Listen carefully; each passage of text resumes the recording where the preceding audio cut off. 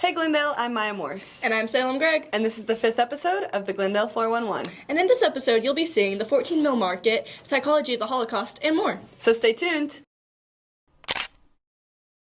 Glendale has an a cappella group called Fluckapella. Maya Morse and Connor Detterding checked it out at the Rockstar competition. Glendale's a cappella group, Fluckapella, brought a special performance to this year's Rockstar singing competition. So Rockstar is a singing competition, period. And the whole point of it is to encourage students who maybe aren't in choir to want to branch out and to sing. I'm the 2023-2024 Fluckapella president. Some of the things I enjoy most about Fluckapella is just like the community that comes with it. When we do Candygrams and Rockstar, and like at the end of the year we have like our whole Fluckafest. Just getting to be together with all these people that enjoy music like the same amount as you do, and like they're all so talented. It's so much fun.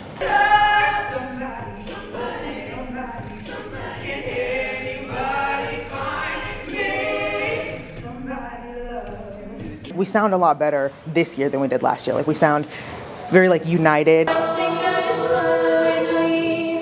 Rockstar is actually our first time that we get up on stage and sing our own music. So there's a lot of hours leading up to that to get the students confident enough to where they're comfortable showing something brand new to the audience for the first time. It takes a lot of courage to do something like that, so I am really proud of them. We're all really close. And then like while we're all together, like we'll be rehearsing and running our songs and we're all just like goofing around. Hopefully in the future, as the student body learns what Rockstar is, they come out next year and it just keeps getting bigger and bigger and more people involved. I'd love to see more people.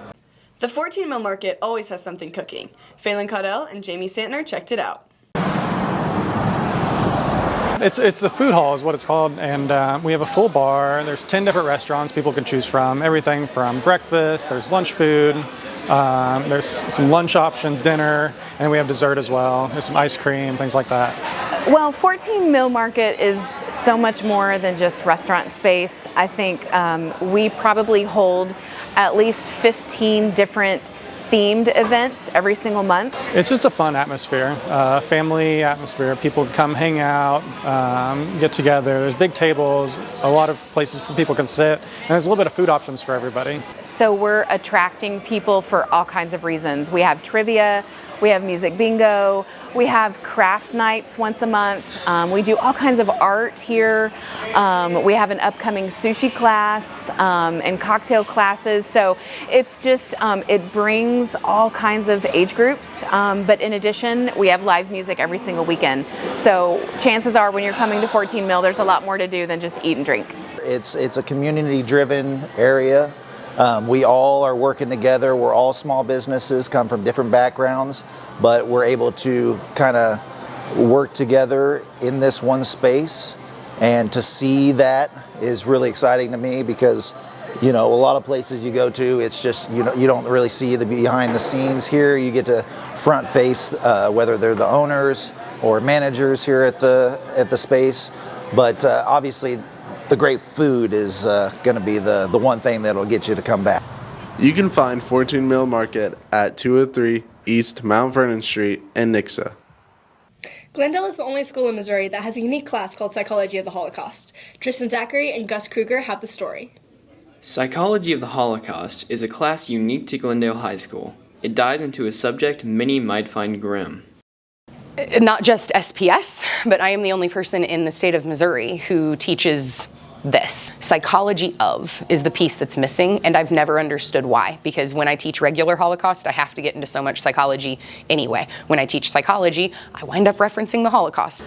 I feel like this class is really important because there are so many things that we don't always understand when it comes to evil and what evil is. And a lot of people ignore it because they don't want to understand it. They'd rather make sure that it never comes up again, and that's just not how the world works. And so what I think Darty does a really good job of is teaching us the psychology behind evil, how evil happens, and some ways that we can probably prevent it in the future. I think this class needs to be taught for a bunch of reasons. It's very topical, first and foremost. So it's one of those classes where like every individual lesson that we do, I would hope that my students can walk out of the classroom and immediately start using that knowledge. So I've learned a lot One thing that Darty is really good at is she makes sure that we question a lot. So what exactly is important to us and what's important to the world, we get to question a little bit. I'd say one of the biggest things I've learned is that there's always this big debate about who's born evil versus who's created to be evil. And I think the really big thing that I've learned is that not everyone is, in most cases, not everyone is born evil. It's their upbringing that creates that. And I think that learning that and then applying that to what we've learned is very crucial to how we understand the world around us. The biggest takeaway from this class is that history has and does repeat itself, almost like a recipe. This class is very important. I think that in order for us to understand the horrors that happened during the Holocaust, we have to actually take a deep dive and we have to learn about them as opposed to just hearing about them casually brought up in a history class. If you're interested in important history or even just the macabre, Psychology of the Holocaust is the class for you. Thank you for watching. And make sure to follow us on all social media and subscribe for future shows. With the Glendale 411, I'm Maya Morse. And I'm Salem Gregg, signing out.